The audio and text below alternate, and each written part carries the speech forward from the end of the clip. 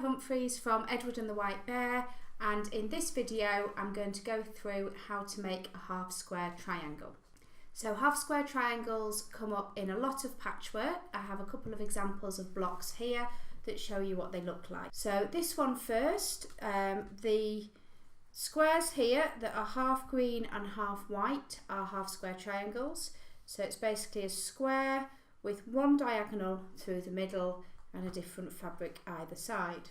The Aunt Rachel's star is a lovely block, and it's made up predominantly of half square triangles. So each of these tiny pieces, the square with one diagonal line, different fabric either side, is a half square triangle.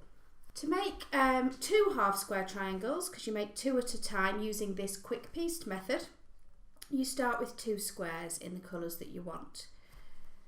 And you're going to draw a diagonal line on the back of one of them. So ruler and pencil, or whatever marking tool you prefer, line up my ruler corner to corner and draw a line on there. The two squares right sides together and line up neatly. I've got the yellow square on top so I can see my drawn line. You can pin at this stage, but it's not really necessary. This should hold while you sew. So I've taken my two squares to the machine, just make sure they're right sides together, and I need to sew 1/4 of an inch either side of that drawn line.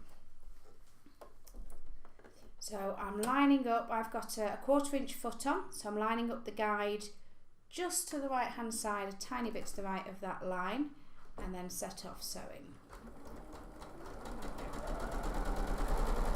So as I'm sewing along, I'm making sure that that guide stays on that line.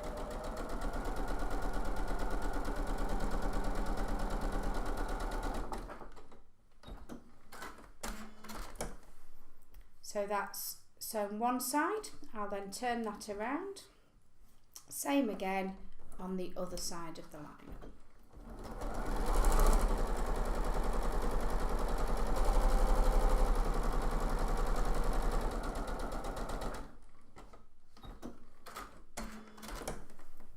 So my two squares together, drawn line in the middle, and a line of stitching 1/4 of an inch either side of that.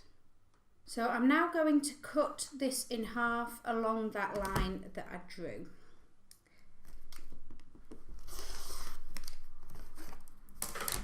So I have two pieces which you'll see are starting to make that half square triangle like that. So I'm going to press these. I've got one of these nice boards, great for classes, that's got the cutting mat on one side and the pressing board on the other. So I always press to begin with before I open it up, and I'm going to press that seam towards the dark, so it's the green in this case. So nice and firm to make sure that that central seam lies beautifully flat. Repeat with the other half square triangle. So press from the top to begin with, and then I'm pressing that seam towards the dark. The advantage of doing your half square triangles like this is that if I cut my triangles and then sewed them together, this edge is called bias, so it's really stretchy. So by working with squares, I'm not at any point having to sew on the bias. The final stage is to square up, or to cut these so they're accurate, but you'll hear patchworkers talking about squaring up their half square triangles. And I'm going to use a little square ruler. It's got a diagonal line down the middle and then all my measurements marked along two sides. I started with 5-inch squares, which will give me a 4-inch finished half square triangle. So I'm going to cut these to 4.5, which will leave my seam allowance for when I use them. And I'm going to cut two sides at a time. So if I start with the right-handed cutting,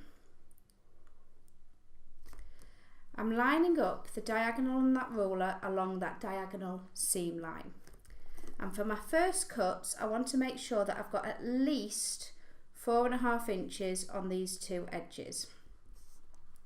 So diagonal down the middle, and I can just see that I've got fabric just past this 4.5 inch line there. So weight onto my ruler, making sure that my fingers don't go over the edge, and I'm going to cut up that side. And this is one of the few times that I cut back on myself, so I'm going to start up here and cut along that top edge. I'm only taking off a tiny little bit, but it really does make a difference to the accuracy of my half square triangle. I'm then going to rotate my board 180 degrees. So what was the top right corner is now down in the bottom left. This time I'm going to cut exactly on that 4.5 inch line. So I'm lining up that side and that side, so it's the left and the bottom with the 4.5 inch line, and still making sure that that diagonal goes all the way through the middle. So again, tiny little bit off the right and off the top, and that gives me a perfect 4.5 inch square. So for left-handed patchworkers, it's the same process, but instead of having my diagonal going bottom left to top right, I've got my diagonal going bottom right to top left. I'm still using this little diagonal line on my square ruler,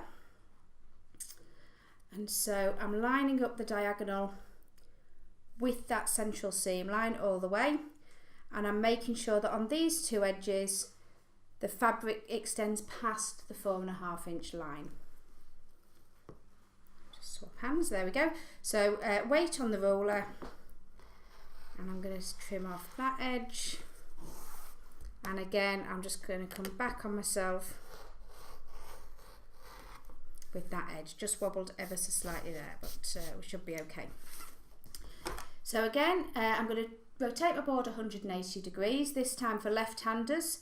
That top left-hand corner will come down to the bottom right, and for my second cut, I want to cut exactly on the 4.5 inch line. So that diagonal through the middle, and then this time my fabric is exactly on the 4.5 inches. Weight on, and I can just trim up that left side and the top side as well. Again, I just get that little bit of a wobble because I'm not a left-hander, but hopefully you'll be able to see what happens with that, and I've got an accurate 4.5 inch square ready to use in my patchwork.